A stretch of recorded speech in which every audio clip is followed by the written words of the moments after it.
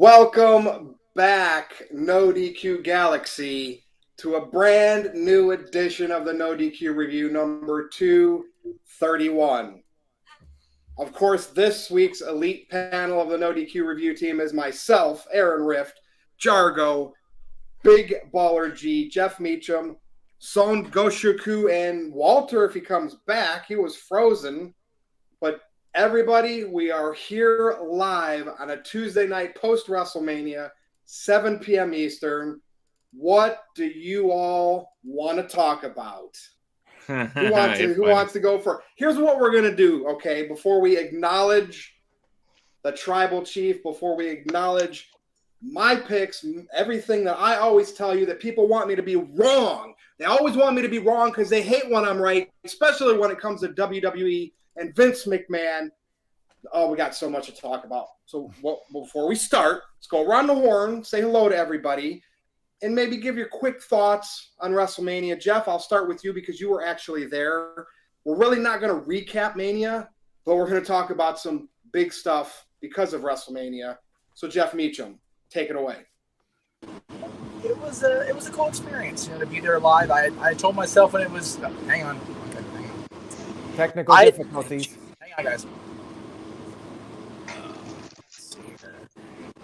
Okay. Okay. I had told myself when WrestleMania was here in 2005 that I was going to be there, and when it came back to LA County, and I made it. It was wonderful. God, I'm really close. I was wonderful. I actually was behind where the pyro was being shot off during the main event. I got a cool video, Aaron, I'll send to you later, of the Roman Cody match. So it was really cool to have that experience right there and get all that feeling. And you know what? People were upset, but a lot of people were cheering at the end. But it was mostly one of those, oh, geez, they actually did. They actually had Cody lose. And if you want to put me back on screen with everybody else, Virtue, I acknowledge the $100 man to my left. Dude, Virtue, because it wasn't about a bet with Josh Mansfield. It was about principle. You know, the one time I chose against Roman Reigns, I can't even remember when it was. He won. You know, I picked against Roman and he won. And I will never do that. I will go all the way until I pick against him and he loses, and then that'll be my piece. But boy, I was not buying this Cody Rhodes thing. He didn't even have like any vulnerability heading in besides his injury. But when he came back from the Royal Rumble, he had no vulnerability going into this match. And everybody thought they were going to go home happy. So, Jeff, anything else from your WrestleMania experience before I go to the next panel member? Just that, you know, I'm starting to think more like you. I'm starting to scare myself, to be honest with you, because I enjoy the internet turmoil that Roman Reigns and Vince McMahon cause. I think it's wonderful.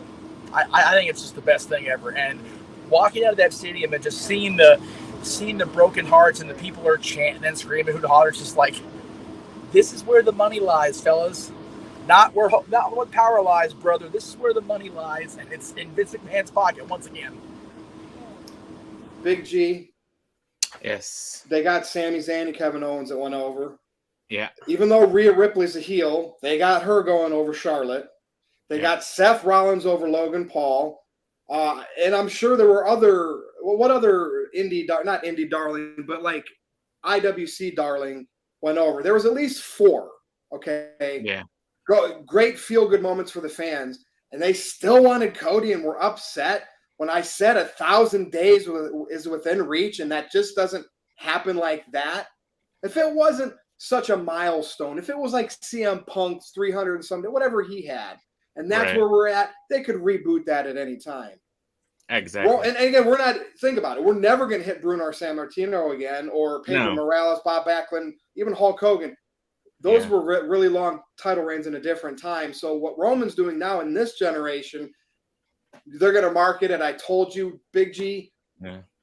What do you have to say here in your introduction to this great acknowledged Roman Reigns, acknowledged Virtue show? Go ahead. I mean, out of both nights, I enjoyed night 1 a little bit more. I mean, night 2 wasn't that bad. I mean, so I was at my brother's, quick recap here. I was at my brother's wedding this past weekend. I had to watch WrestleMania Saturday on WrestleMania Sunday morning. And then I got home around like 9-ish. and started watching WrestleMania night 2. I was a little behind, so I rewound it, and then I was right in the middle of the Roman Reigns and Cody match, and it just cut off on me. So I was I wasn't mad that Roman won, but I was just mad that it cut out the feed while I was watching it, and I was just like, you know what? I'm sure Roman Reigns is gonna win, and sure enough. So you said it. I mean, I picked Roman Reigns. I mean, Cody in the predictions. That was just to throw it off. But like I said, I figured Roman Reigns is gonna hit 1,000 days, and good on him. So, real quick, Yeah. there is a super chat, and I figured since it has an off-topic question and he wants everybody to give their thoughts, maybe we could just add that on to the WrestleMania thoughts. Caleb Jacob sent in $10.07. Thank you for that, Caleb. He says, Vince is just another employee to Endeavor now. Impromptu panel question. What is your favorite Marvel and DC movies? I will go first with the Marvel thing. None. Although I do like the Sam Raimi Spider-Mans. I guess those. The DC movie, Batman and Robin is my all-time favorite. Why are you laughing? You a personal question, Aaron? Yeah. What the hell is wrong with you? That's an all-time classic, man. Batman and Robin? It's an ice movie. It's because it's so campy. He's going that route. It's stupid and campy. That's why he likes it. Anyways, I'm not anybody like wants to I answer could that? care less. I could care less. I'll say Aquaman because he looks like Roman Reigns. There you go. Yeah, we lost Walter. Anything Again. else? Walter on a Tuesday. Get your I don't know, the original Batman from. There you go. I'll go ahead and go with the Sam Raimi Spider-Mans because those are awesome. And for DC, I'll go with the original '89 Batman movie. And Batman and Robin is the worst thing that DC ever made before Man of Steel in 2013. Say what I said. Interesting. Even though if you really break it down, Zack Snyder's probably better than a lot of the stuff that we've been given post the Marvel Zack Snyder's universe. good if you want to invest yourself in time and not watch a 7-hour WrestleMania. You can watch a 7-hour DC movie instead. Yeah. Well, look at some of the stuff that came after him in DC. That's what I'm saying. But anyway, all right, Jargo, over to you. And well, I am a Bat nerd, obviously. I have an entire Batman sleeve. The Dark Knight is the greatest DC movie. There's absolutely no question about it. As far as Marvel goes, who cares? Marvel sucks. But I'll go with Deadpool. As far as WrestleMania goes, I'm kind of the opposite of Big Baller because I enjoyed night 2 a lot more than night 1. And it had nothing to do with the in-ring product. I just thought night 1 was absolutely unwatchable. In the first hour, there was 20 minutes of wrestling. Like there were so many video packages and so many commercial breaks. It just ruined my enjoyment of the show. It just Are you sure that wasn't night 2 you're thinking about? No, I'm pretty sure it's night 1 because I was literally sitting at work and clocking it for a while. There was like 19 minutes and change worth of wrestling in the first hour, but I'm viewing it from a TV perspective. I'm sure being there live, it was a very, very different kind of situation. Night one, the first hour was rough live too, brother. Jeff, you gotta let us know when you're about to talk because it's gonna cause a bunch of noise out of random. Yeah, it was brutal. I as well acknowledge Virtue. He is absolutely the man, although I took Roman Reigns as well. And for a lot of reasons that I'm seeing over the course of the last couple of days, people talking about how, Cody can't beat Brock Lesnar and it's not believable if Cody beats Brock Lesnar, then why in the world would it be believable for Cody to become the undisputed WWE Universal Champion over the top of Roman Reigns, who has already smashed Brock Lesnar? It just makes absolutely no sense. I'm already hearing boos for Cody during the introduction at WrestleMania, which is a red flag going off. I feel like the Cody Rhodes experiment is just about done, ladies and gentlemen, and we're going to see the fans turn on him just like they did in AEW because number one, Cody Rhodes owes me money, and number two, he is a pompous douchebag who manipulates the audience, and people will eventually see through it. Isn't that what a wrestler is supposed to? Yeah, isn't a wrestler supposed to do that though, Jargo? Absolutely. That's exactly what he's supposed to do. But I mean, when Cody Rhodes is going on the internet and saying, Brandy deserves this win almost as much as I do. That's why the fans turned against you in AEW. It's that kind of demeanor and the sense of entitlement that pisses people off about Cody Rhodes. And it's just a matter of time before the WWE audience sees through it, just like the AEW audience did. There, Russo did a good point about Cody heading into WrestleMania. He came out with the suits, the lavish suits, like, hey, I'm higher lifestyle than, without saying it. It's subtle. It's subliminal. The words, how he speaks, like trying to use bigger. It almost reminded me of like Jericho 07. Oh, wait, I don't know. Yep. In a different way, but just like looking down upon people, and he's supposed to be the babyface. But I'm at sure the end of the day, Cody is just not a likable person. And it's nothing against Cody. He's just not a likable person, regardless of the character. They all wanted him to go over Jericho. All right, we'll come back to you, of course. Walter, your introduction. What'd you like about WrestleMania? Keep it brief. Are you here? Are you frozen? My favorite, my best one, okay. My favorite was the Rhea Charlotte. Just that was it. Yeah. Like I wanted Rhea to go over. She got over, and I'll keep mine short. I acknowledge Virtue. He called it all along. I mean, I called Roman way after you, so you were the first one. I just jumped on the last train there and was with you. So this video is going to be long, so I'll just say that, and that's it. If I couldn't do math as well as I could, and remember, I had that 1,000 days in my head at like 500. Remember, it was a while ago. I remember. And as it gets closer and closer, and they still didn't take it off of them, like, oh my gosh, man, they really, obviously they pigeonholed themselves by giving him both title belts because one of them somebody else could be going for, and I think the fans that are upset about Cody not winning wouldn't be as mad, right? And think about it, Cody probably would be a champion right now if those titles were separated, but I'm telling you, it's all about marketing with WWE. I mean, they just merged with a company that was a little bit more money than they were worth, but ultimately sold for more than their market cap. That's insane, right? That's like selling what you're going to be worth, not what you currently are. Is Son on the video still? Is he still with us? Because I know when we have 7. Okay, so he's not. So, Aaron, I'm going to come over to you now, and then we can get the ball rolling here with our 3 heavy-hitting topics this evening. Well, before I talk about that, Caleb Jacobs said with $5, Marvel for me is Avengers Age of Ultron, and DC for me is Zack Snyder's Justice League. I have not seen either of those movies, so I have no comment. But Jargo, I do like The Dark Knight. That scene where he makes the pencil disappear is probably my favorite scene in any comic book movie. So there you go. It's magic. Right. So Virtue, I acknowledge you. You were right. I should have gone with Roman Reigns. I was not totally convinced that Cody was winning.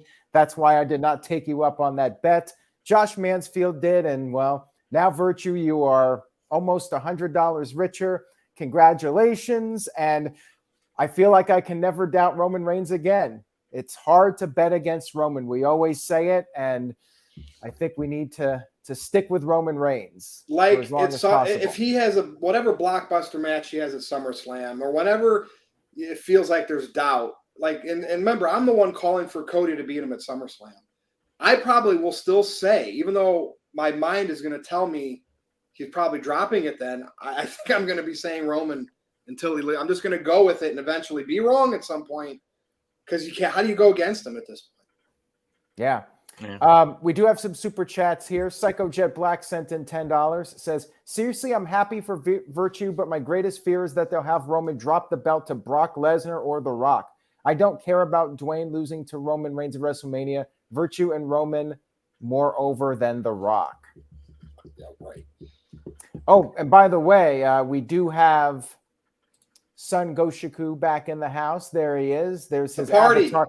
He's dressed up tonight as John Cena. Can't see me. I'm sorry. Got unprepared with the visual and stuff. But here's my audio. But yeah, what's the first topic we're on again? It's just like an introduction. Say what you want about WrestleMania. Keep it brief. And then we're going to get into the meat and potatoes of our 3 topics. Cool. All right. Well, that's it. Hey, everybody. Son Goshoku today, cosplaying as John Cena. But yeah, WrestleMania 39. I thought it was one of the best WrestleManias of the decade so far. Triple H did a tremendous job. I enjoyed it for the most part, top to bottom. Top 5 matches overall was the 2 women's title matches. The triple threat matches up there, definitely Roman and Cody Rhodes. So yeah, a lot of good stuff. I just wish Roman would have won clean. But on my YouTube, I have it up in far more full detail, though. Hey, I have a question here. How often did Hollywood Hogan win clean? Really? Right? Not often. Not if we go often. back and really look. Probably not. He was the mob boss of the NWO, just like Roman. And as much as I want Roman to win clean, he got a lot of those during his failed babyface run. He don't need them now. It needs to be about him just having the family and whatever he needs to do to retain. That I'm fine with the finishes and even the overbooking at this point, because it's it's mafia. Watch any mafia or mob movie; they work in packs, and then they do disintegrate at the end, right? But that's the story. That's what I'm watching. Not too many heels get a bunch of clean. I was just gonna say one thing though that's really weird with how they're doing this is I find it a little inconsistent that like Cody Rhodes should have came out like Aaron was saying on his Raw review, he should have came out looking at Solo, wanting to get that revenge. Instead, you were the better man. I'm like, he cheated to beat you and everything and stuff. Like I'm fine with Roman winning, but it just feels weird because even Michael Cole in commentary is talking about the constant interference, but then at the end he's like, well, that's just how good Roman is and everything. And so it's like I don't know. I just like. Some wins clean would be cool for me to see. See, Roman can get away with it because he had a lot of clean wins and he had clean losses, to be honest with you, during his initial phase of his career. So, like, he can totally get away with this now. All right, Aaron, over to you. Finish your super chats, and maybe we'll get to our first topic. All right. We do have a few more super chats to get to. Caleb Jacobs sent in another $5. He says, I acknowledge you, Virtue. Hell has frozen over. But I am right a lot of times, but people hate me being right on bold predictions. They ignore it when it comes true and they act like I'm wrong. That's the thing. That's the thing. The one thing that really has not happened yet is Matt Riddle being a main eventer. But I'm still sticking to it. I ain't changing my thoughts. It might take a little longer. By the way, he comes back tonight. Vince has more power. How convenient is that? I always told you he was one of Vince's boys. Okay, Aaron, back to you. Vince's boy tour. You did say that. Yep, and his shorts are even shorter. I just wish they changed them. The real Wyatt sent in $2. Says, can we get Jargo off here? He's totally unwatchable. Oh, my God. That's why What the heck? Jargo's here, because he gets people to react like that. We're going to need a bigger super chat than that. Remember, Virtue, that one time somebody sent in $100 and I kicked you out? Yeah, I remember that. I was watching coming. I'll take it. Yeah. I'll tell you what. Look, Jargo, if somebody super chats Aaron $100 and you get half, and Aaron agrees to give you half of it, would you go away the rest of the show? Oh, absolutely. In a heartbeat. All right, there $100, $100. And Aaron and Jargo would split that, however Aaron can do that, and then Jargo will go away for the rest of the show. Deal. I won't do that. Okay. Anyway. And Psycho Jet Black sent in a $2 super chat. Says, if there was no 1,000 days, Cody would have won. And you're probably right. I think Virtue was right about the 1,000-day T-shirt. You have to think about money when we make our decisions in the future. Triple H says it. Vince says it. They do what's best for business. They're trying to make as much money as possible.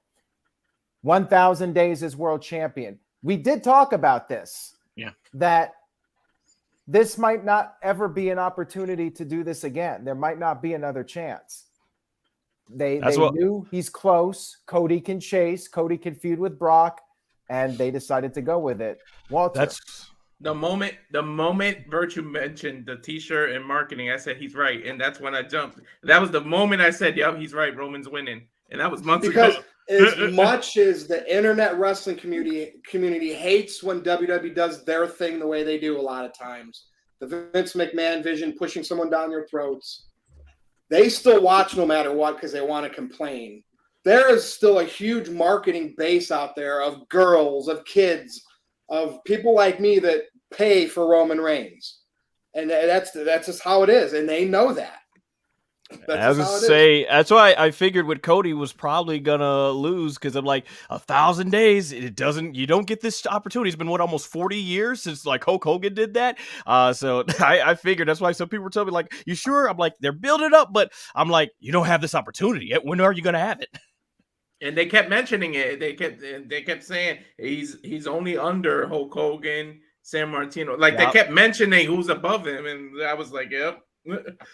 Crazy. Aaron, how many more super chats do we got? We do have a few more. And by the way, Jeff got the boot from the train conductor. The train conductor said you cannot do a live stream on the train. So Jeff is gone. Jeff will be doing a special edition of Talk Wrestling on Thursday night.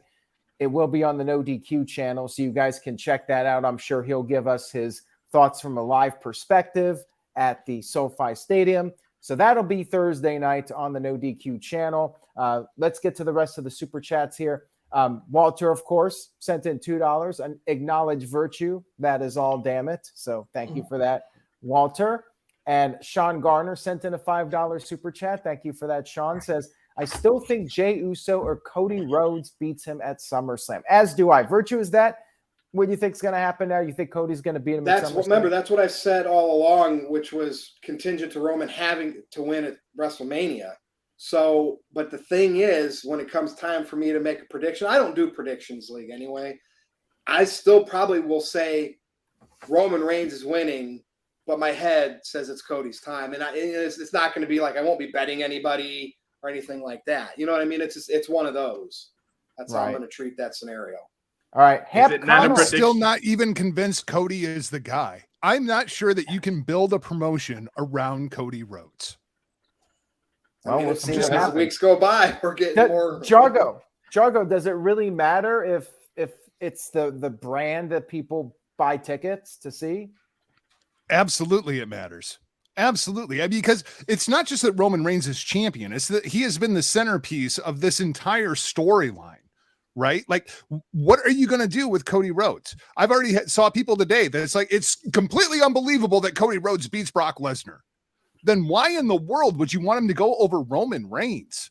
I mean, it just doesn't seem to make any kind of logical sense to me. I've never felt like Cody was that guy. In AEW, I didn't feel like he was that guy, and I don't feel that way in WWE. It kind of has to be Cody at this point. They built the story, and it's just so, he'll look so weak if there's just after all that, my dad. Yeah. But if it's process of elimination, then screw it. Let Roman go for 2,000 freaking days. I don't care. Well, he mentioned that in the press conference. I like Cody more than Jargo does, so I'll just leave it at that.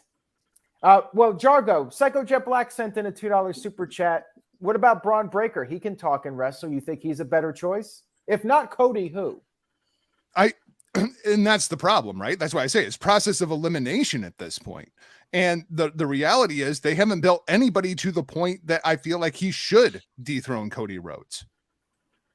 All right. Well, we'll see what happens. Aaron, who on the roster would you have beat Roman Reigns? If it's not Cody Rhodes, who else has been positioned in a place that you would build the promotion around them for the next 3 years? It would have to be within the bloodline. Ideally, there's not a single guy right now that I think fits that role. Braun Breaker has potential, but we have to see how he can do with him. Transition to the main roster. We have to see him on the main roster for at least 6 months and see how. What about one of the most over people right now? What about Seth Rollins?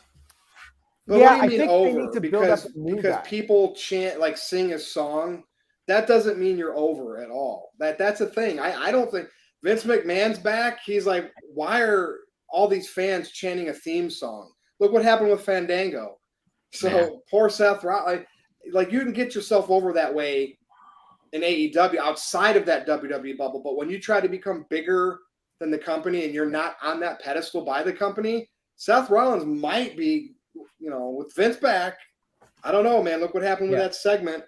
But I mean, I'm seeing a lot of Gunther in the chat, and that's fine if you want to do that with Gunther. But which one are you turning babyface?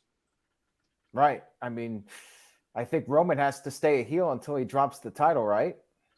Yeah. Agreed. You And can always I do don't see heel Gunther versus as a heel. lead babyface. You can always do Son, heel you're no versus longer heel. an angel. People in the comments said he was all lit up like an angel. Now back to normal. How's it going, son? Technical difficulties up the wazoo, as you can see, but I think I finally got some good exposure. Yeah. Oh my gosh. Well, at least we don't have to worry about a train conductor kicking you out of the group. Oh, I'm sorry to hear about that, Jeff. I was looking forward to his live perspective. We Dang. wish Jeff Meacham the best in his future travel endeavors. All right, so let me get back to Hamp Connell's super chat. He says, I think Cody's chance is gone. I don't see him ever beating Roman. Should have happened Sunday, but it didn't. Vince isn't letting the AEW guy that left the company beat his guy. Another year of Roman. You agree with that, Virtue, about the AEW thing? I agree with Tito. Lesnar will get the AEW stench off of Cody.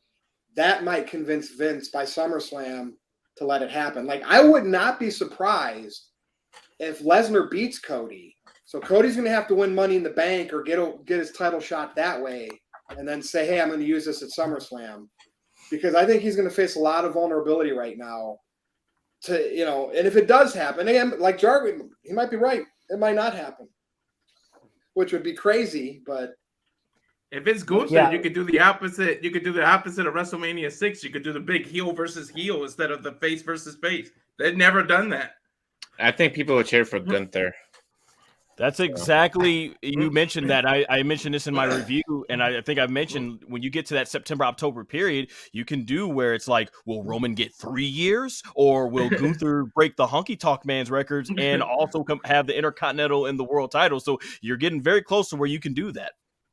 I think if you want to do something with Gunther and heel versus heel, like Money in the Bank needs to be involved. King of the Ring needs to be involved. Like there needs to be a reason to go to the heel versus heel matchup.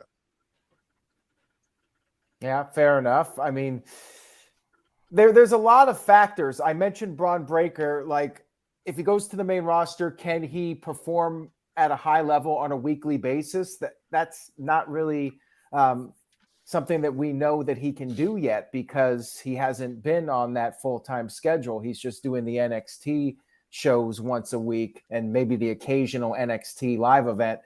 We need to see if he can avoid injuries. Like there's a lot of things, some people crack under the pressure of having to work every week. There's a lot of stuff that Braun Breaker hasn't been through yet. So it's still too early to determine if he is potentially the guy that could do it.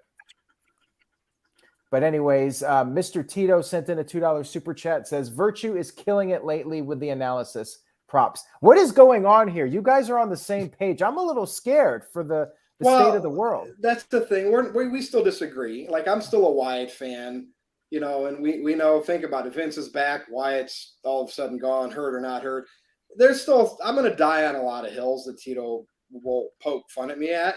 But, yeah, we agree when it comes to business.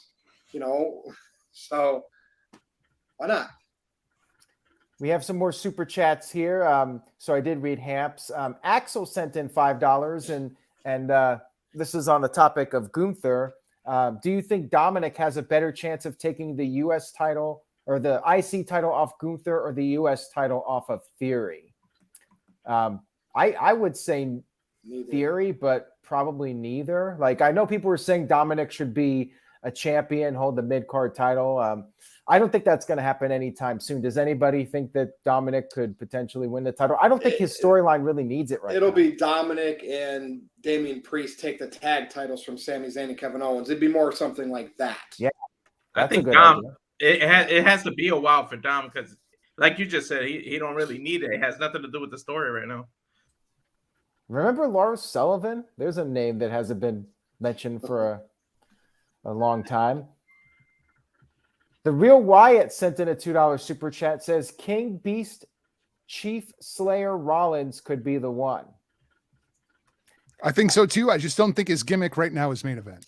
I don't. Yeah, his gimmick right now. That's what I think. If Vince is back and cutting Rollins' segment, that gimmick doesn't appeal right? Because it's just there's something about like having fans, especially he's supposed to be a heel, right?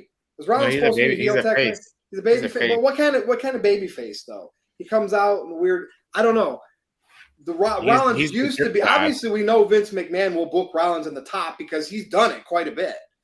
I think it's something with this current gimmick that's holding Rollins back.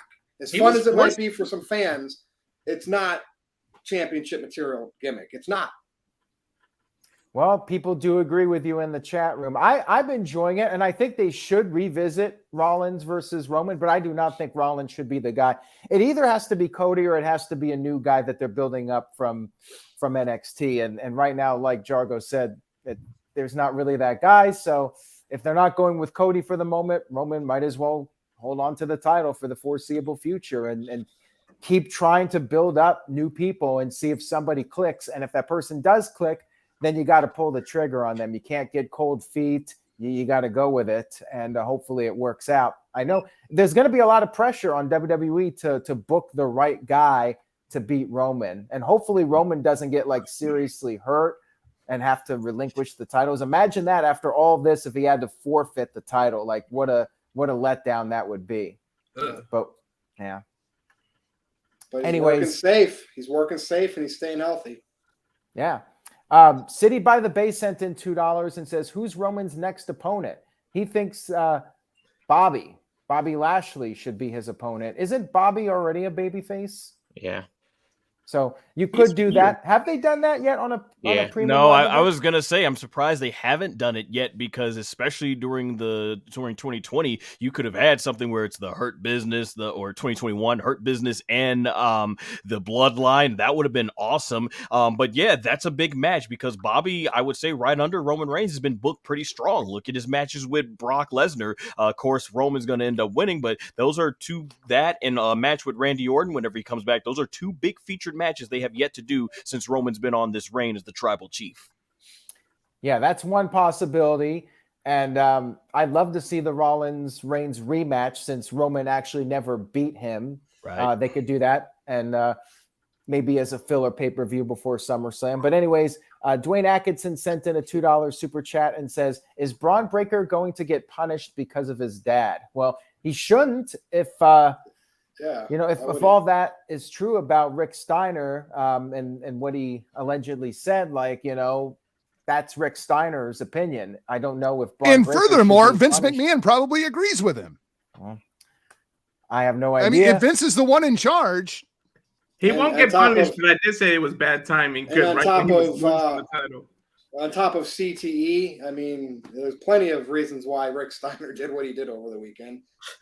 Robbie, Rick Steiner was accused of making derogatory remarks towards a transgender wrestler that works for Impact Wrestling. Head over to NoDQ.com if any of you missed it and just run a search on Rick Steiner. There's a couple of articles about it. And apparently he was banned from WrestleCon. Dylan doesn't know either. So you guys got to make sure you're going to NoDQ.com every day and getting the latest news. I was going to say, shout out to KDog28 in the chat. That is exactly what I told all my friends in our group chat. I'm like, yes, do not blame the son for the sins of the father. So, I mean, everybody's responsible for themselves. So I want to see Braun Breaker go on to the main roster and become one of the top tier stars. Now, WWE might hold him back for a while till that other stuff cools down. The heat dies down. But I was thinking he's close to being called up anyways. I mean, he might do the rematch at Battleground, but I feel like Battleground's going to be his swan song. And I was thinking that either way. I thought that, it's time to bring him up and see what he can do on the main roster. That could be the reason he wasn't on Raw last night, though, because if there was a crowd that was going to take a shot at Braun Breaker because of Rick Steiner, it would have been the Raw After Mania crowd. Yep. Why was there no NXT person? That made no sense what they did on Raw. Because Vince is back. Yeah, I mean, they did it for years when Vince was in charge. I'm not sure why this year was different. They announced nothing about the draft, which I'm still wondering what the hell's up with that. It's been a year and a half now since they've done a draft. Are we just not doing it anymore? I mean, it's an easy show to get ratings. You could pop a rating with that show. Like, I'm not gonna say they're gonna do this, but it looks like they're teasing of possibly merging the women's titles. Maybe they're thinking about just going with one pair since they've already got the tag and the men's world titles. But who knows? Or maybe Endeavor has absolutely no idea what they want to do with the rosters at this point. It could be. We'll see. Justin Devine sent in a $10 super chat. Thank you for that. Justin says, people act like guys don't lose before winning the big one, but Savage, Andre, Brett, Sean, and so forth had WrestleMania pay-per-view MSG failures before winning. Cody can come back. Brett lost the same night he won. He lost to his brother and then went on and won the title. Yeah. It's a story that works well in the Rocky franchise. I mean, there are some people that have argued, well, Goldberg, if he had lost to Hulk Hogan, that would have killed him. And, they booked him strong. But Goldberg was also Goldberg. Like, his gimmick was dominating everybody. Cody, is a bit more of an underdog. He's not like a Bryan Danielson underdog, but he's still more of an underdog than a Roman Reigns. Cody Rhodes is not a Goldberg or a Batista. People are like, well, Batista beat Triple H. He didn't lose in his attempt at WrestleMania. Well, Batista, look at him. That's his gimmick, is that he's a monster that destroys people. Cody Rhodes is not that guy. So Cody Rhodes, he's medium-sized wrestler. Like, he's going to have his struggles. He's not going to dominate every time he's in there. And obviously there was the outside interference, and he is somebody that deserves a rematch from what we saw at WrestleMania. Cody's an overcomer. He needs some setbacks in order to go forward. So that's just him. Yeah, because he hadn't lost any matches, and he won the Rumble, and he didn't really have to fight back from the bottom and then start all over again. The Real Wyatt sent in a $2 super chat, says, I apologize, Jargo. Cody has to chase for missed time. Well, there you go. That's true too. There you go. And Psycho Jet Black sent in $2, and then we can move on. How about Roman Reigns versus the Chosen One, Double J, Jeff Jarrett? Oh, he super chatted about Jeff Jarrett, so you know what that means. Bum, bum, bum, bum, bum. There it is, the classic picture. If Jeff Jarrett's mentioned in a super chat, it goes up. That's the only AEW that's going to be on this show tonight. All right, are we ready, Aaron? Yeah, we can move on. All right, so we don't have to talk long about this topic, but let's go around the horn. Jargo, I'm coming right to you. Endeavor has purchased WWE. They're calling it a merger. I was wrong. It was not a multi-mega million dollar, $100 million+ company that absorbed WWE. It was a company that was really only worth maybe double-ish. Now, here's the thing. It's 21. Like, Endeavor put some money into this because I'm looking at their stock, their market cap, and it's like 10, 11 billion. WWE was just a little over 6. Well, they're a $21 billion company right now. Who paid for all that? Granted, it's UFC now and WWE together under this umbrella. They must forecast a lot of money to be made. Jargo, thoughts? I mean, I feel like the biggest thought that I have is in relation to the TV deals. I feel like there has to be something in the works that we don't know about as far as the Fox TV deal goes. Otherwise, I don't think this deal goes through. So creating a $21 billion company, I think it's going to be interesting. I think that it poses a lot of interesting questions, especially with what Vince's role is going to be in the company going forward, as well as what Hunter's role in the company is going to be going forward and who is actually running this thing. All in all, I don't think a whole lot's going to change. It sounds like the same people are going to be staying in place. It could make for some very interesting crossover appeal, though. We've already seen Paul Heyman going at Conor McGregor. Maybe we get Conor McGregor inside of a WWE ring. It's going to be interesting, but all in all, I think it's a lot of headlines and not necessarily a whole lot of substance. And, it is what it is, and we kind of have an answer now. It's not Saudi Arabia. Big G. Vince McMahon's going to come out like smelling like roses because he's going to be getting a liquid $3 billion when this deal goes through for his shares. I don't know if he's going to reinvest that back into the new company. Things could be different. But, say he's the chief officer or whatever his role is going to be, and then in a couple of years he's gone from Endeavor. The guy's going to have $3 billion. He could do whatever he wants. He could start up another wrestling promotion. He could buy wrestling promotions. I think he's in a pretty good spot. Big G, what do you think here? I mean, it'll be interesting to see what happens with this whole merger thing. You know, I was watching the interview that he did on CNBC yesterday, and you know, they were asking him all these questions and stuff like that. So it'll be interesting to see exactly what everybody's role is going to be. I don't know. Is the deal between them doesn't start right now? It starts later in the year, correct? If I'm not mistaken. Yeah, So, that's what I'm understanding. That it should be okay. finalized So, by the end of and the you know, year. I did see the whole thing with Conor McGregor and Paul Heyman, so we'll see that. But one thing I'm interested in is, you know, how in UFC they use like licensed songs. I wonder if they'll do that with WWE now and actually use like licensed songs. So we'll see. It'll be interesting. Yep, it will be. Walter. This is the part where you acknowledge me because I called this one. I called the Endeavor merger. I called that it was them that would buy it. I said Dana White's Vince's buddy. He's gonna have a spot for him. I knew something like this was gonna happen. I mean, I didn't think it would be exactly this, but it's interesting to see because UFC's got their own deals with ESPN, with Disney. They're all together in terms of apps. So interesting to see what happens with the WWE app or Peacock. Like, so I don't know when this this stuff expires. So it's interesting to see. And I was thinking the same thing, Big G, about the music. I said hopefully they license music to their fighters. So maybe WWE can do that too, and we get some real rock music for good entrances. That's what I'm really, really hoping for on that part. It'll be fun. I mean, heck, like I said, there could be, like everybody said here, there could be some crossover matches, assuming these UFC fighters get properly trained. And, you know, we don't want to see him full time. We just want to, you know, Brock was a wrestler first before he was a UFC fighter. Does this mean Brock gets back in the octagon for a special attraction match? Man, I don't know. How is that going to hold on? How's that going to work with Matt Riddle? That I find the Matt Riddle one far more interesting than the Brock Lesnar possibly. Right? WWE, but he obviously got tested positive for something and suspended.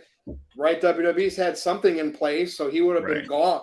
You know. Well, more importantly, they threw Matt Riddle out of the UFC. Right? Like, what is Matt Riddle's future with the company at all? In an octagon or in a wrestling ring? Yeah, I meant to ask that. I don't know if USADA has anything to do with it because USADA's got some strict testing, although they do allow weed. So Matt Riddle will be okay in that terms. They do allow weed because Nick. A lot of laws have changed too since Riddle did all that. And like companies can lighten up on marijuana as we go forward into the future. You just never know. Look at the Diaz brothers. USADA has nothing to do with WWE. It's completely different classification because it's classified as entertainment, not professional sports. Okay. Over to you, son. So, I've been a long-time casual UFC viewer, long-time hardcore WWE viewer. So, in that sense, it's pretty cool to see the UFC WWE. It's incredible when you think about it. Endeavor, they now have the power of the most dominant mixed martial arts organization on the planet, the power of the most dominant professional wrestling organization on the planet. And it's like, wow, okay, so this is cool. Yeah, there's a great opportunity for some good crossovers. Virtue, you bringing up Brock back in the octagon, it would be very interesting if, as a sort of cross promotion, if they were to actually give that final blow off match of Bobby versus Brock inside the octagon. And since we know these are two guys that are legit, have MMA backgrounds, that would be interesting to see if they go ahead and cross promote something like that. So I'm looking forward to see what the future holds. That means we're going to get a lot more Daniel Cormier, obviously, now, since he works with UFC in the commentary, and seeing he's been with WWE, he was going crazy at the NXT show. So I'm looking forward to that. As far as much changing, so one of the things that with Endeavor owning UFC, it has mostly stayed largely the same with UFC. They've let Dana White and everything continue the way he promotes UFC, and obviously it looks like they want Vince and Triple H to continue running things the way they have. So I don't think much is going to change. One of the biggest things, though, when that Peacock deal comes up, because I know UFC has all their pay-per-views on like ESPN Plus, so you got to pay like $70-$80, and that's one of the biggest reasons why when it comes to big UFC pay-per-views, my friends go to a lot of the sports restaurants that host them for free free and everything. So that's going to be interesting if once that Peacock deal runs out, if now they said, okay, shell out $70-$80 once a month for a pay-per-view or a PLE. Well, yeah, at that point, you can go back to calling them a pay-per-view. But man, after 10 years of just paying $5 to $10, or if I'm gonna you debunk already that now. It are ain't gonna fantasy, happen, man, son. have it. Yeah, that It would ain't be gonna happen. interesting. If anything like that happens, I could see him maybe do SummerSlam, Royal Rumble, and WrestleMania at a different pay-per-view pay structure. But then they'll try to mask it and give all these other events away for free on an app still, wherever they have a deal with. Like it's not. It could go away for the super big events. Right, but, WrestleMania. Yeah, because they know people will be mad initially, but they're still going to buy it. Yeah, but no way for all of them. That'll be no way. I don't. That's mostly what I have to say about it. Also, shout out to Walter. I love that WrestleMania 13 entrance where the glass shatters and Stone Cold comes out. Awesome. All right, Aaron, over to you. We do have some super chats. Styles Clash from earlier, I forgot to read off this one, sent in $5, thinks Cody Rhodes wins the U.S. title from Theory, makes the American Nightmare title belt easy money. Well, there you go. He'll get the world title. I feel like if that was going to happen, it would incredibly define down Cody, and you can forget about Cody versus Roman. Yeah. I don't think Cody's going for the U.S. title. If anything, Theory will drop the title, and then maybe he'll move into the world title picture. What if it's Austin Theory that beats Roman Reigns? Nobody mentioned him. That coming. Here's the thing. He's got the look. He's not horrible in the ring. No. I just don't believe him when he talks yet. He doesn't have that conviction in his voice. He overdoes it with the facial features and the big lips and teeth. Like you can tell he practices in front of a mirror. And remember, Roman struggled for a while. So Austin Theory needs to find that part of it, and he could be scary.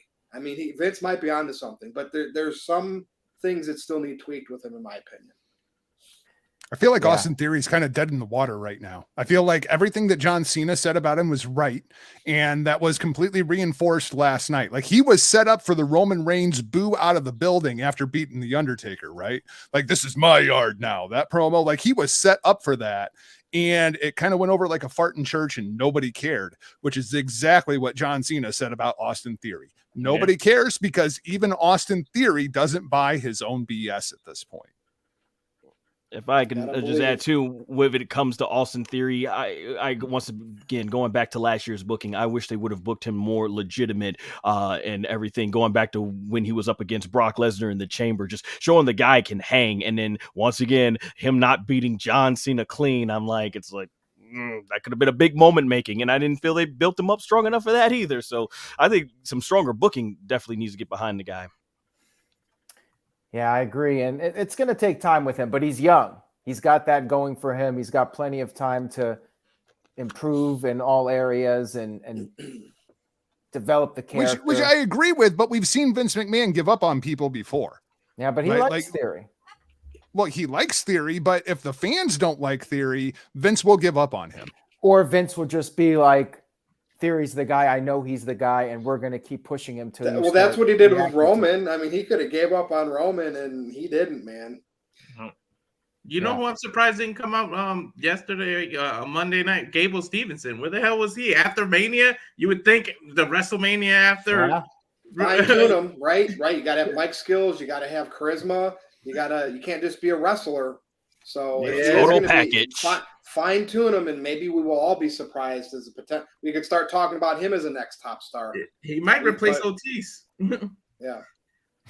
All right, we do have some super chats. Psycho Jet Black says, is UFC and WWE, if they become one brand, what happens with Dana White and Vince McMahon? How will this affect TV rights or streaming rights? They're not going to become one brand. They're clearly two separate brands, and I think they will very much be marketed as two separate brands. You know, people are talking about crossovers, and I don't think we'll be seeing too much of that. And I think it would damage UFC more than WWE, because people that watch UFC, they're watching a real sport. And if you start bringing in WWE guys, then people are going to be, well, is UFC fixed too? Like, it could damage UFC's brand and their credibility. So I don't think we're going to see too much as far as crossovers go, despite what people are speculating on. Walter?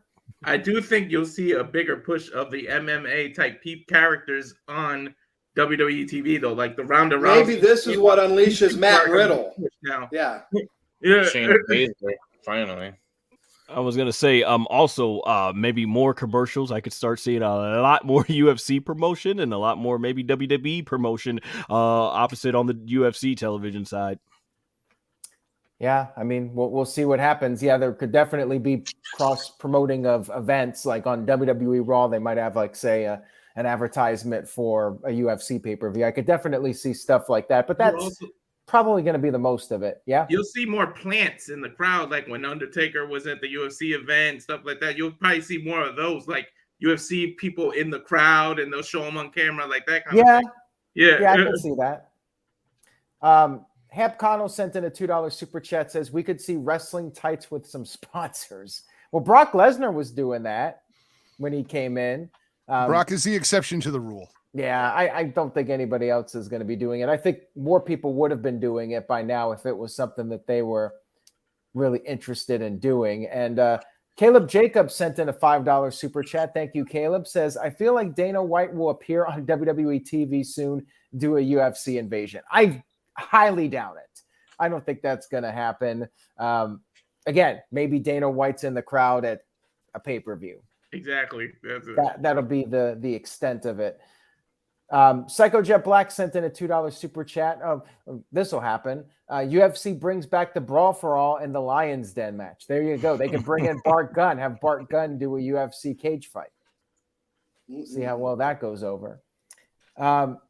Psycho Jet Black sent in another $2 super chat. Says Austin Theory looks too much like a TikTok model. Mm-hmm. Is that what they look like? Walter, you're a TikTok guy, or Virtue. not Virtue. Yes, He's right. He's right. I was gonna say about the UFC though, the one thing that maybe finally, please, can we get Ken Shamrock in the Hall of Fame now? With Endeavor here, can he please get into WWE's Hall of Fame now? I'm waiting for that Royal Rumble appearance to hear that theme song one more time. Dun, dun, dun, dun, dun, dun. Hamp Connell sent in a $5 super chat. Thank you, Hamp. Says, I'm all for going back to paid pay-per-views because they will actually have to sell them with compelling content. Well, you would think that, Hamp. But, I mean, 2013, before the launch of the network, they were not putting a whole lot of effort into building those pay-per-views, quite frankly. This is the same company that put a man versus man with baby powder and diapers on a pay-per-view that you got to pay for. So I wouldn't get my hopes up. What match was that again? The Crybaby match, 1, 2, 3 Kid and Razor Ramon. Oh, King of the Ring. Well, remember Pat Patterson and Gerald Briscoe in an evening gown match at the King of the Ring? Yeah. Or Howard Finkel winning the women's title. Remember that? Yeah. So, I mean, we had some pay-per-view bangers for sure. All right. We got a few more, and then we can move on. Adrian sent in a €2 super chat. Is it euros or pounds? I still don't know to this day. Euro, pounds, Adrian. He's still a loser. Whoa. He says, who would win in a fight, Steve Blackman or Ken Shamrock? Jargo, you're an MMA guy. What do you think? Shamrock in a heartbeat. Yeah. Well, there you go. Shamrock, definitely. And Psycho Jet Black sent in $2. Jargo, does this remind you of New Japan Pro Wrestling MMA in the 2000s? Well, as I said in the chat, we shall see, because we will see how much crossover there is. But the warning sign is that almost killed New Japan Pro Wrestling. Yeah, I mean, I think they're going to basically do their own thing. And you might have some people in certain departments that are not because on inevitably television. What happened in New Japan, for those that aren't familiar, Antonio Inoki had a real hard on for mixed martial arts. And so he was sending New Japan Pro Wrestling wrestlers to compete in MMA events. And what happened? They got their asses handed to them. They just got completely destroyed, which ruined all the credibility for New Japan Pro Wrestling, and they had to completely rebuild the company. So that is not what you want. And that is a huge warning sign for the WWE UFC merger. Right. Yeah. I think they're going to, for the most part, stay separate, but in corporate roles, you might have a department that is running things for both companies. But as far as what you see on television, I don't think there's going to be much crossover. Yeah, because what would suck is if you did try to do some kind of merger or TV thing, you have to use the retired older UFC fighters, because you're not going to use people who have to train for current fighting right now. They're too busy trying to put on their current matches. You're going to have to use the old retired people. You got to train all these people. You're going to have to, you can't, it wouldn't work. You got to use all the older UFC fighters like Silva, and that's the only way that would work, because they don't have as busy schedules. Well, there you go. Thank you for that, Walter. And Shanti says, anything with NXT Europe? I haven't heard anything. Big G, you've been an NXT guy. Have you heard anything? No. Yeah, so, I mean, that would be a question to ask Shawn Michaels. I'm not sure if he's commented on it anytime recently, but we'll see. Well, it's also a matter of, do they want to be putting money into something like NXT Europe right now with the merger getting ready to go through? I don't expect you're going to hear anything on that for months. Yeah, could be. Caleb Jacobs sent in $5, says, is it just me, or is one of the reasons CM Punk left WWE is because of the sponsored trucks? Yes. The trunks. Yes, it is. Yeah. That was totally the reason, right? Well, no, but it was absolutely part of it. He talked about that quite a bit on the Colt Cabana podcast. Well, there you go. Go listen to that. That was quite the podcast. That caused a lot of issues. And you have to wonder, like, with this sale, what is going to be the long-term consequences of this sale? Like, considering just one day here, all this drama and controversy surrounding Vince McMahon, do they get rid of him? Do they keep him to be stubborn? Like, what is going to happen with Vince over the next year? Will Vince be running WWE to some degree for the rest of his life, which is what we all thought in the first place? Will fans complain, or will they just accept it? Will wrestlers quit, or are they just going to complain for a while? Will this die down? Will it blow up even more? Like, things are going to be very interesting. Like, I do think that the WWE product, for the most part, will be the same that it's been. Although Raw, people hated it. I did not think it was as bad as some people made it out to be. It wasn't like at the level of the great Raw After Mania shows by any stretch, but I also don't think it was a bad show when people were acting like it was one of the worst Raws of all time, which I very much disagree with. But it's going to be interesting to see what happens over the next year or so with this sale and the final transfer of it, and what happens with Vince over the next year. It'll be one to keep an eye on and see what happens.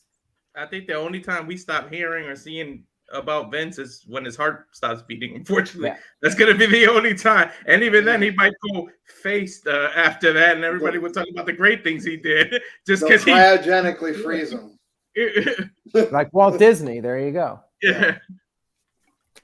All right, we're caught up, Virtue. Brock Lesnar's heel, right? So, like Aaron mentioned, people are really pissed about Raw, right? Because Dirt Sheets reporting, because they talked to top talent and, the whole Bailey situation and what happened with Rollins' segment, whatever, right? If their darlings aren't getting pushed or they think they're going to leave the company, next thing you know, they turn those fans verbally minority, right? To vocal minority on the internet. They'll turn on the company and everything now is horrible. Reigns is going to be horrible, but yet they'll still watch each and every week. Here's what I liked about it, right? Cody is facing some vulnerability now. We had good old happy-go-lucky Cowboy Brock for a while. He had his fun, and now he's back to the ass kicker that he is, right? And he beat up Cody Rhodes, and they're probably going to have a match in Saudi Arabia or wherever, and Cody has to overcome that mountain. There was absolutely nothing wrong with this, in my opinion. When all else fails, Brock Lesnar. Big G, I'll start with you.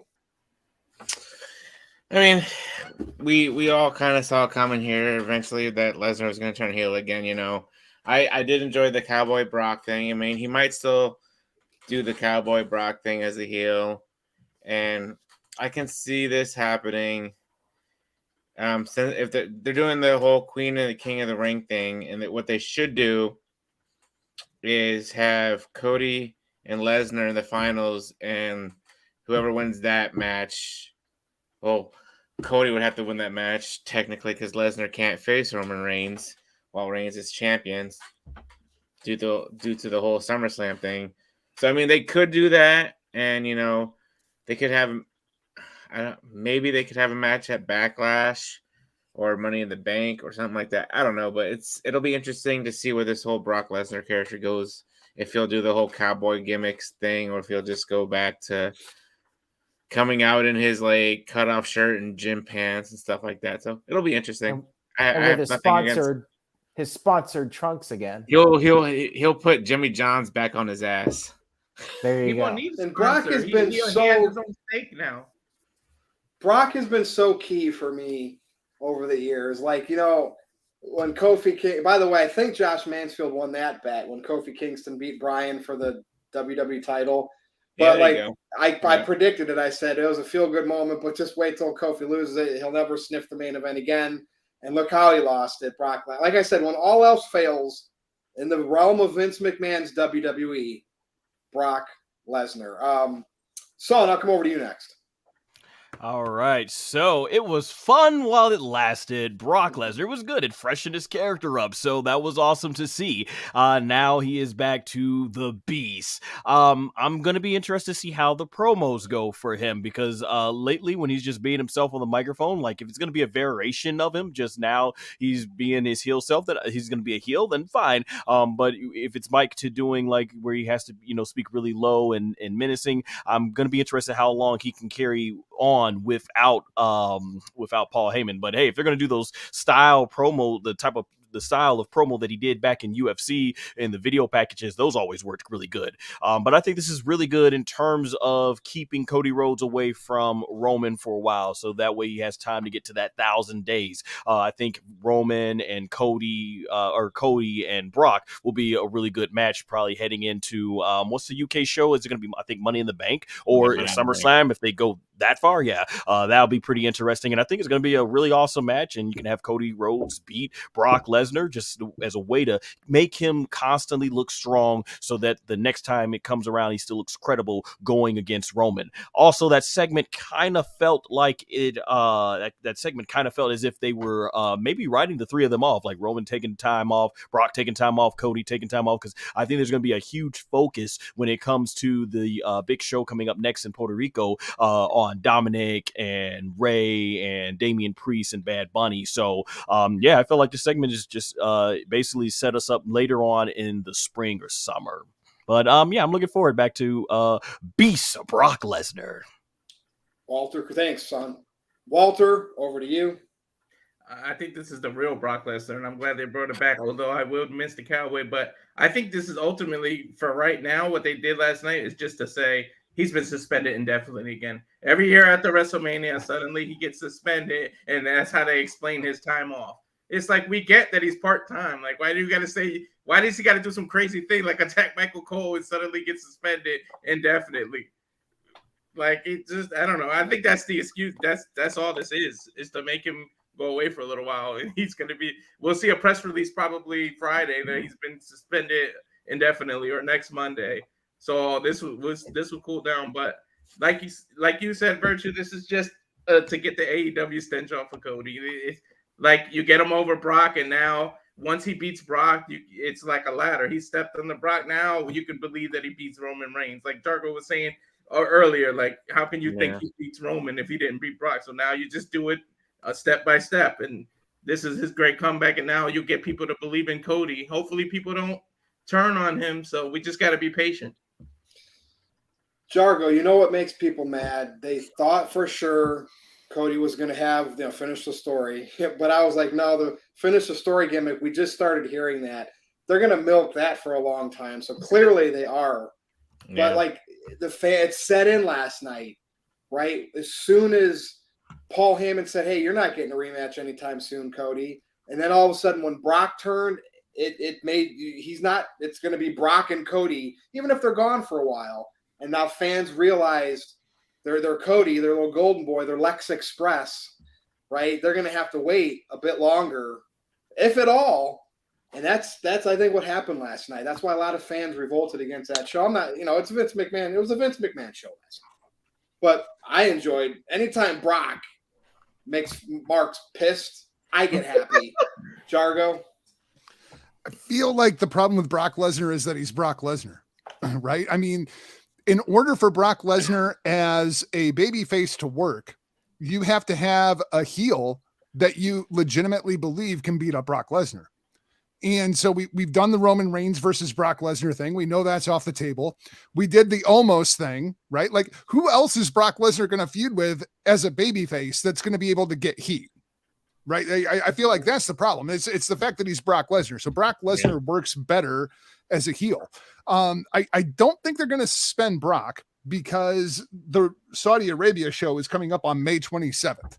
So you know that Brock Lesnar is going to be on that show, whether he be part of the King of the Ring tournament or whether it's Brock versus Cody in Saudi Arabia. One way or the other, we're going to see Brock again in the immediate future. I do feel like this was done to, number one, make Cody feel more like a main event talent, and number two, to see how the WWE universe is going to react to Cody and Brock Lesnar. Because again, if you can't buy Cody legitimately beating Brock Lesnar, he has no business taking the title off of Roman Reigns. And if you're not going to have Cody take the title off of Roman, then who? And that's pretty much where we're at. So I feel like Brock Lesnar and the turn last night was a necessity for everybody involved.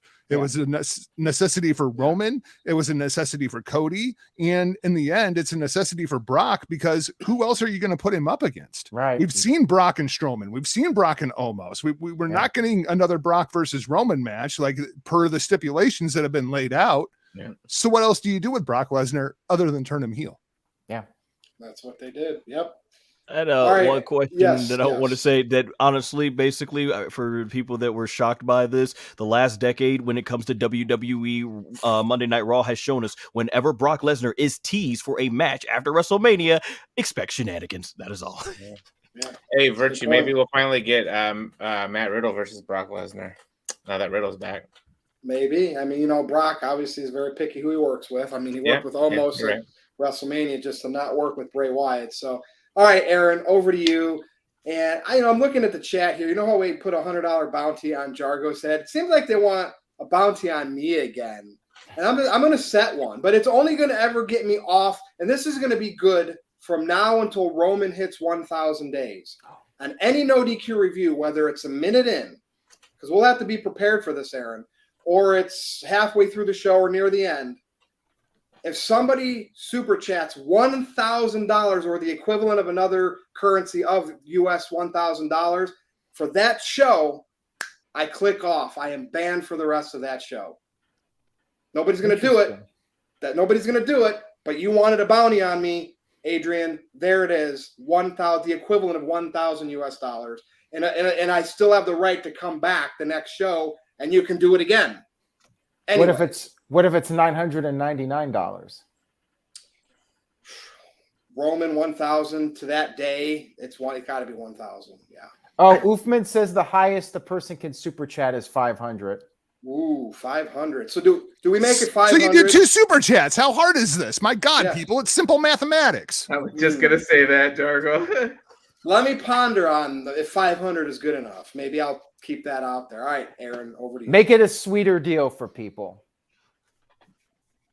Anyways, yes, that's an interesting idea to throw out there. We could theoretically do 2 $500 super chats, but anyways, we'll confirm that later. Let's talk about what's going on with Brock Lesnar. Jargo, I agree with Jargo. I think it was the right move to turn Brock Lesnar heel. He was running out of opponents. Like, who else was he going to face? Cody Rhodes is a fresh opponent. They've never had a match against each other. And this is something for Cody to do potentially until SummerSlam. He has a program now with Brock Lesnar. And Son mentioned that maybe they're going to keep these guys off TV for a little bit. I mean, Cody should definitely sell the attack.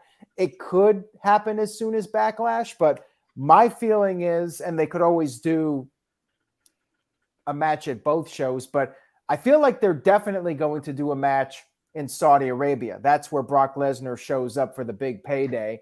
Brock Lesnar versus Cody Rhodes in Saudi Arabia. Maybe they do the first match in Backlash. Either way, they could end up doing more than one match, drag out the feud. In fact, I would be shocked if it's only a one-off match. I feel like they will do more matches. Yeah. And I think maybe Brock wins one, Cody wins one. They might do 3 for all we know.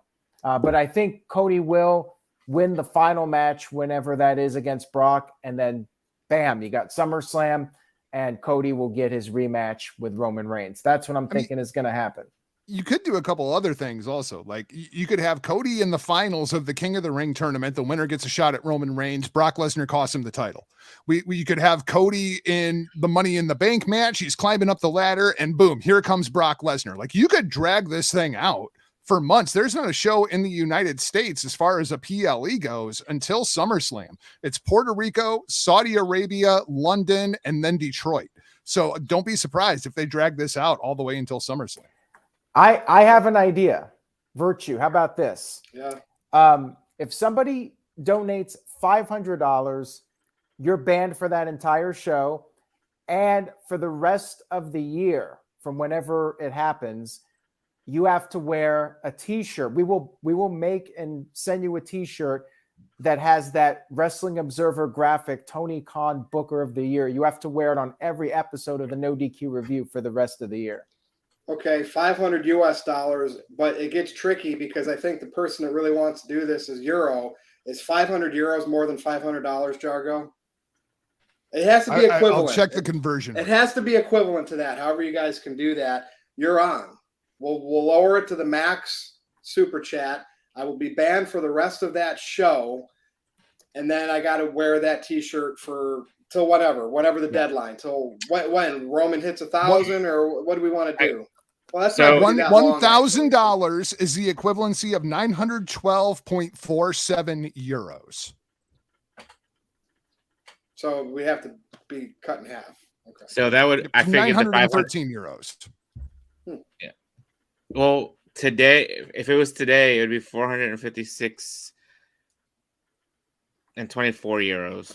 So would be equivalent to $500. The equivalent of $500 US, however that works out. And then I'll be banned for the rest of that show. I got to just log right off. Aaron boots me, however you want to do it. And that's the thing, too. Do you do it now? Like, we haven't even talked about Roman. Imagine if somebody cut me off right now before we got to the main event. And then, yes, I will wear that shirt. I don't know who supplies it to me, but I will wear that shirt for every review for the rest of 2023. I think Adrian wants to do it the best. So there you go. All right, Aaron. We ready to move on to the main event? Where are we at? Yes, well, we do have a few super chats here. Psycho Jet Black sent in a bunch. Psycho, you should just, instead of sending the little $2 super chats, you should just, I'll tell you what, Psycho Jet Black, if you send 500, then I will put up any comment you want on the screen. You don't have to super chat anymore for the rest of the year. You could just put up comments, and I'll make sure your comments get put up on the screen. Whatever you want. Wait a minute. Wait. You just said if he did the one-time you should have to make it the 2 500s, the $1,000 equivalent for no more super chats the rest of the year. Give me Harley. Anyway. Oh, we got a cat cameo. All right. Is that Harley? Yeah, that's Harley. Jeez, I remember when Harley was so tiny. Hey, baby. Those cats grow fast, man. Yeah, they do. What are you feeding that cat? Food. And look, hey, you know how I think people can get on the super chat before the No DQ review actually starts? Imagine going in, and I'm just throwing this out there. Imagine going into next week before it starts. Adrian does that, and then I can't even be on the review, which would break my streak.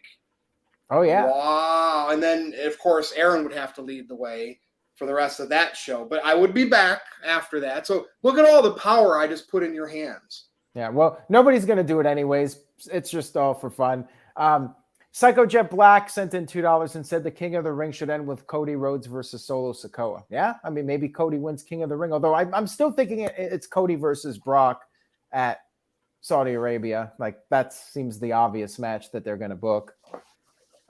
Psycho Jet Black said $100 for me to acknowledge Rift Aronson. I'll tell you what, I'll go to Portland. I'll bring him back somehow if you donate $500 US. There you go. So $500 US can get you multiple things at this point.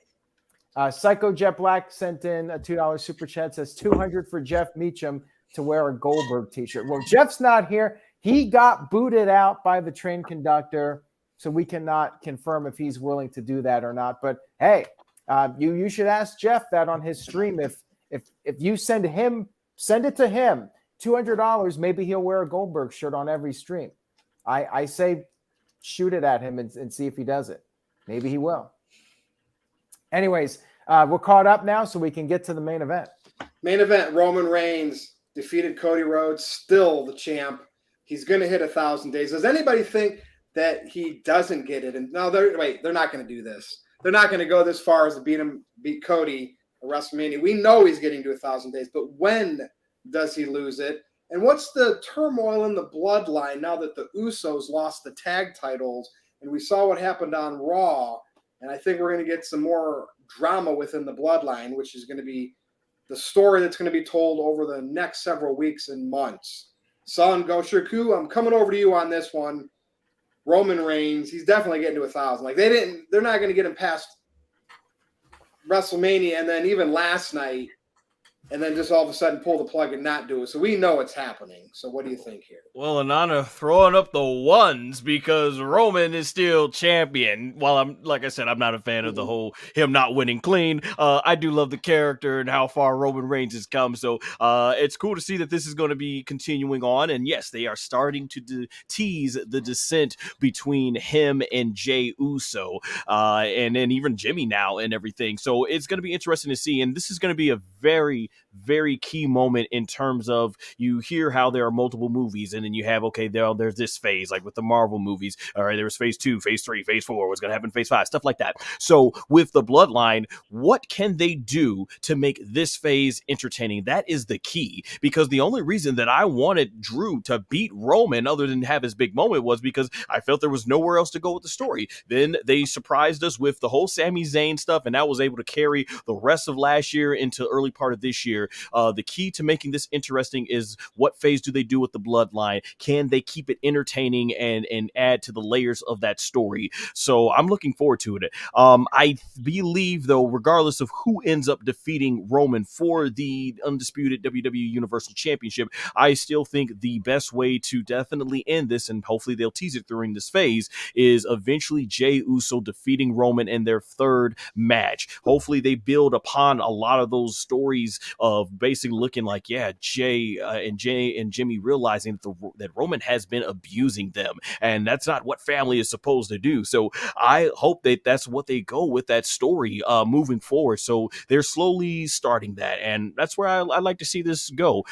Can they keep this phase of the bloodline interesting? And I hope with all this talk about Roman taking time off, I really hope in May he comes back for at least one match before the SmackDown where he hits 1,000, because if they just go past it and mention like Roman's still out on vacation, but he hit 1,000, by the way, I feel like that's leaving money and big ratings on the table. So I hope that Roman is at least back for at least one big match for that 1,000-day on a SmackDown coming up. Yeah, I mean, they got ways they can figure out who to. Through his whole run on this championship reign, has he beat AJ Styles in a title match? Is AJ Styles on that list? No. He only did it back That's when he was a guy the big I would dog. like on that list, just because it's AJ Styles. That would be a good. Well, we know he's not going to win it, but you know he's going to. We'll have some false finishes. It'll be one of those deals. Well said, son. All right, Walter, over to you. Yeah, I agree with. I think this time you include Jimmy with Jey, and when they finally realize they're being abused, and you turn that, and maybe that last title defense is against one of them. If you do it in the triple threat, then you'll be like, he has less chance to win. One of the Usos can win. Or if you do one-on-one with Jey again, we had main event Jey. Everybody loved it, but they did 1 or 2 matches, and that was it. So now you do it again, or you do it against Jimmy, and maybe you think, oh, wouldn't that be something if on the last SmackDown before he gets to 1,000, one of the Usos are the ones to beat him for it? Of course, we know it won't happen because we know he's going to reach 1,000, but it'll be an interesting story. And then maybe they put a stipulation. You lose this match, stipulation, I should say. If you lose this match, everything goes back to the bloodline. We're fine. We get over it, and we're done with this dissolution. And he forces the Usos right back to where they started just because they lost that match. And that's the only way Roman gives them that big match. So I mean, there's so many forks in this road that they can go to, and that's what makes this the most interesting story since the Mega Powers. They actually took an entire year with the Mega Powers to do all that. That was some long-term booking, and they finally did it again. We all cried for that long-term booking, and now they finally doing it. And I'll just be happy no matter where they go. As long as Roman hits that 1,000, I'm first in line to buy those shirts. What about Roman versus Jay versus Jimmy in a triple threat match? Nice idea. That's what I say. Hey, you can do it. Nice. Yeah. And you know what? You could have Roman basically manipulate him, like he sees the writings on the wall, but he manipulates Jay and Jimmy into the match, similar to like Kane, Taker, and Austin at Breakdown 92. And that's how Roman takes advantage, basically, because they couldn't get along, and Roman still was able to manipulate him title. That would be awesome. I would love it. At some point, Roman's probably going to chill at the turnbuckle and let them fight to see if they really go at it. And the fact that Roman could say behind this curtain that he got Jimmy and Jay both in title matches during this run, two tag guys that you would never think would be there. You know what I mean? Like, that's just an accomplishment in the business, not based on what happens, the result, the kayfabe result, but they would just be hugging backstage afterwards like, man, we did it. You know, that's the kind of stuff, like, that's what keeps me invested in this. The real bloodline and what they probably really feel about all of this stuff working together on the big stage. That's the best part. All right, Big G. I mean, I'm interested in it. You know, if you see me wearing my greatness on a different level, his God Mode shirt, and like ever since he's won the titles, he's been on a different level than everybody else. You know, his mic skills have gotten a lot better in a long time. You know, they did that whole Hollywood spoof thing with the Usos and the Bloodline with the Goodfellas scene. That was, you know, you asked me, Virtue, the other day if I've ever watched a mob movie, and yes, I've watched mob movies. So, you know, but yeah, it'll be interesting to see how the whole Usos things plays out after yesterday. You know, Heyman telling, you know, Solo and Roman will be out on the jet afterwards, and you know, Roman was still in the locker room, so we'll see how that goes. We'll see how this whole thing plans out with Solo later down the road if Solo gets involved. One of the guys said 1,000 days would be at the Saudi event. So would Roman lose it exactly on 1,000 days, or would they wait a little bit after? You know, the SmackDown after the next pay-per-view, which would, I guess. Oh, well, he wouldn't. Wait, what's the 1,000th day? Is there an event on that day? Yes, the King of the Ring. The Saudi Arabia show. Yeah. So would he, like I'm saying, would he lose it on 1,000 days exactly? Well, he would still reach 1,000 by defending it on that day. Right, so, exactly. No, or would they wait till SummerSlam? SummerSlam's as earliest he's losing it. Yeah. So it's interesting how they keep on involving the storyline with the Bloodline. Like Walter said, you know, they had the whole Sammy thing, and now we got the whole going back to kind of where it all started with Jey Uso and, you know, involving Jimmy Uso. And like I said, Solo down the road, you know. Will Roman Reigns get rid of Paul Heyman once again, you know, saying, you know, you pretty much did what you needed to do. You got me. You helped me along to the 1,000 days. I don't need you anymore. So we'll see. It'll be interesting where they go from here. Paul, especially, man, he just finds a way to suckle on that teat. Yeah. CM Punk, Brock Lesnar again, yeah. Roman Reigns, which we never saw that coming, right? It's just Paul Heyman.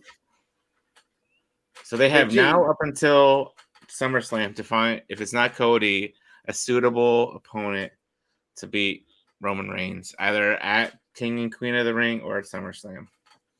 Okay. Thanks for your input there.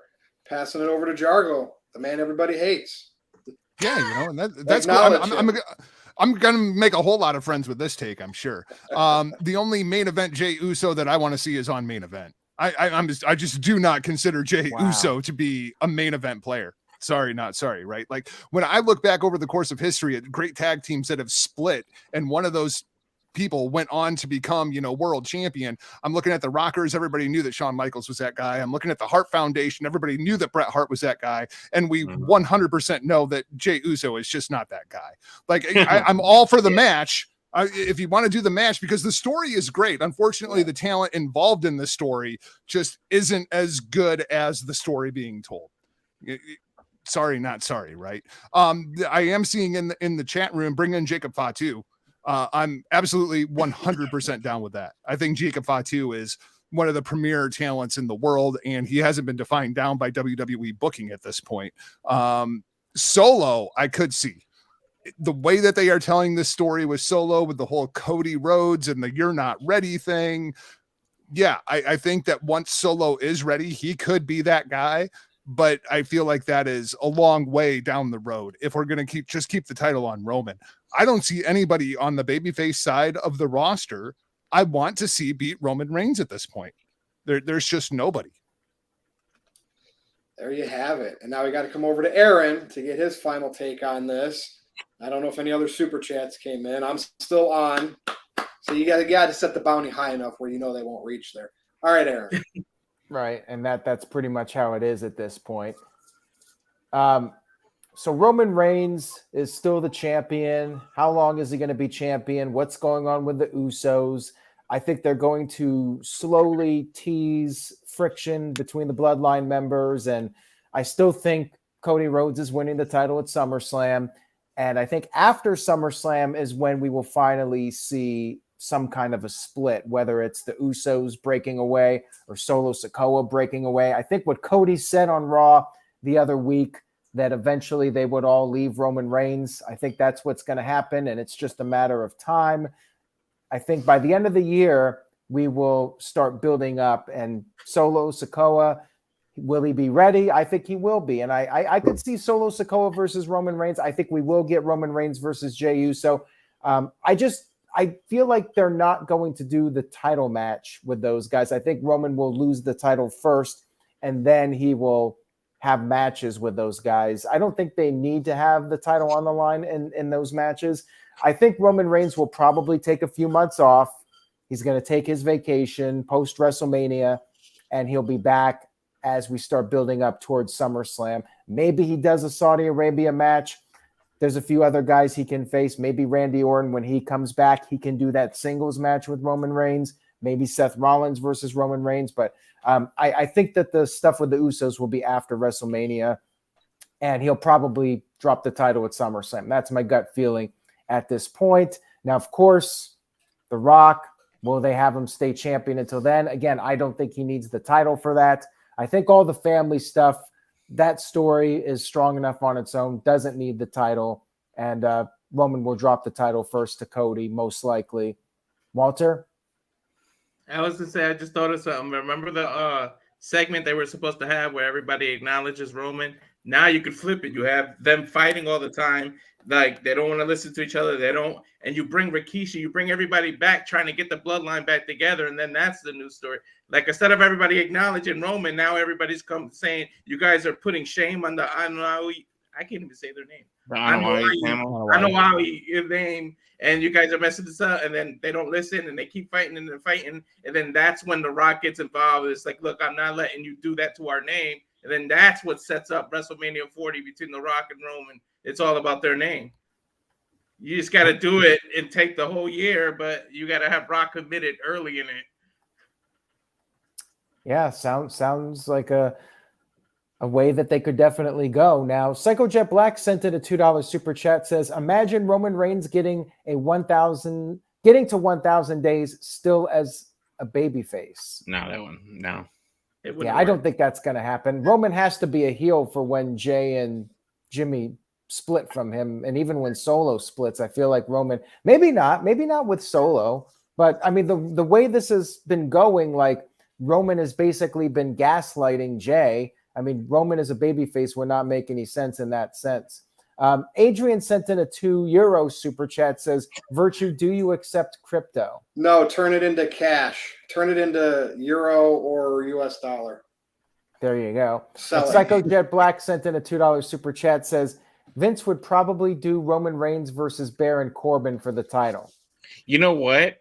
If they had correctly booked Baron Corbin over this past year or whatever, because Baron Corbin was the last person technically to pin Roman Reigns back in 2019. That could have been a credible storyline. As we're sitting here talking a bit about Solo, I kind of like the idea of the rift in the family is the family itself. Right. Where like Solo decides he wants to split off from Roman, and the Usos are like, this is all about family. That's our brother. You're our cousin. And kind of put Roman in his place. Like I could see it going that direction to where the Usos split with Solo. Yeah, I could see that. I mean, could this be like the Nation of Domination? Could Roman get kicked out of his own group? I mean, look at the new shirt that Roman has. It's just him and Paul Heyman. Yep. That'd be a sign. Too. I was worried because there was no title belts. Yeah, you were like, oh my God. Yeah. Virtue had his worries there. Aaron? All right, let's see if we have any more here. I think we may be caught up. Actually, yeah, we are caught up. That is it. All right. Well, it was another great episode, hour and a half. I figured it would be pretty long here with the whole Roman Reigns, Vince McMahon stuff. Let's go around the horn, do our plugs. Maybe we'll get out of here. Sometimes we have After Dark. We'll see. Son, welcome back. You're on every now and again. It's always a blast, and it seems like we always have better views when you're on, so you got to be back more often. Appreciate it. I apologize for the very rocky start and all the technical difficulties, but somehow, some way made it, just like Roman somehow, some way continues to make it as he goes to 1,000 days. As you can see there on the screen, I do have WrestleMania Nights 1 and 2 review up all in one video. I was joined by Rob Fury, who was once also here on the NoDQ. So we basically break down. So I hope you guys enjoy that, have something to listen to in the background. I've been pushing hard with a lot of wrestling content. Check out my Stone Cold video where I rank the top 4 moments that he saved someone. Has a lot of production values, tons of screenshots, shot it in 4K, great graphics I put to it and everything. So check out those. I've got it for ranking the Royal Rumble, the Survivor Series match, and I will be having a ranking all 15 matches of WrestleMania coming up soon in the coming weeks, depending on how long it takes me to edit. And you can find all my content on my YouTube. So that's youtube.com/@SunGoshoku, along with all the other social media platforms such as Twitter, Facebook, Instagram, and TikTok. Once again, gentlemen, it has been an absolute pleasure to talk pro wrestling with you all. NoDQ Galaxy, keep on supporting NoDQ. Aaron, fantastic job. I was listening to all the content you were doing during those days of streaming, so much love to all you and the pro wrestling content creators out there. So yeah, we're in a new phase for WWE, so let's all keep rocking in this crazy world. It's up and down and roller coasters. Let's see where it takes us now. Thank you. All right, over to you, Walter Cruz. Noah Foster is the simple man. I'm the simple follower. I have Twitter there. That's my name right there at Walter Alex Cruz. And then on Instagram, I'm Cal Fire Farms. And that's pretty much it. And thank you for having me up here again. Sorry about my technical difficulties at the beginning. I had to switch computers. Glad I have my own money, big ball, and like that I have multiple computers I can switch to. But if only we had everybody come on 15 minutes early to test things. Mm-hmm. Mm-hmm. That's true. All right, Walter, thanks for being on. You good? You got everything out? Yep. Okay. Big G, happy to be here. Not as happy Aaron, you as want to to throw be. my socials first? Go ahead. Yeah, your social media accounts. Let me throw those up if I can find them. Of course, I can't find them now. Big G's So, a big here we deal go. around these parts. So yeah, you can follow me there at BigBallerG1988 on TikTok, NoDQ.com/BigBallerG on Twitter, and NoDQ_BigBallerG1988 on the Insta. And if he wants to throw up the next one, I'm not sure where it is, so you may just have to read it right now. Where's the Big G? Where's the Jeff Jarrett one? That'll fill in. So, May 21st, Celebfest 7, we are bringing in the Hall of Fame. There you go. The Hall of Famer Hacksaw Jim Duggan. Pre-sales on Hacksaw are crazy. My buddy, he made a whole bunch of 2x4s that we're going to be selling that he get signed. We are also bringing in former NXT UK star Myla Grace, so that'll be interesting. And then WrestleBash 2 in Jersey in August, we are bringing Kylan King and Ashley back with us, so that'll be interesting and fun as always at these wrestling conventions. Now, wait a minute. Did Jeff not make the YouTube thumbnail for you? No, I had to redo it because we added Ashley, so Okay. Because as you can see, like it doesn't Wasn't really thinking. fit the whole screen. Yeah. Well, thank So- you, Big G, for that. I like your impression of a seal at the zoo. That's always my favorite. We need to give you a ball to play with. No DQ beach ball to play with. All right, Yeah. Jargo, over to you. I love the no DQ beach ball idea. Social media platforms at not Jargo, michaeljargo.com. Although chances are I'm not going to talk to you on the internet because I just don't do social media stuff. And of course, right here, nodq.com. That's about the only place I do stuff anymore. So thanks for having me back for this little run here, guys. And I'll probably see you in a couple months. Yeah. Good having you on. Well, Hey, I know I just you realized and I should without do a the show. beach ball, no beach balls at the Monday Night Raw last night. Dude, what about the Dana Brooke sign? They took the Dana Brooke sign that simply said, give Dana Brooke a chance. What kind of party is that? Wow. Dude, I know. They're pretty pathetic. I really think when Vince McMahon's there, he's looking on the thing, telling him what signs to take. I think he's been doing that for 40 years. And well, no, he didn't do that in the Attitude Era. Oh, they were All right, wild Aaron. back then. Over to you, Aaron. Let's close this thing up.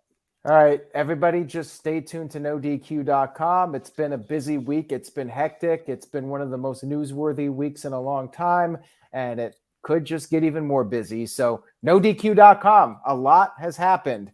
That story about Rick Steiner, some people missed it.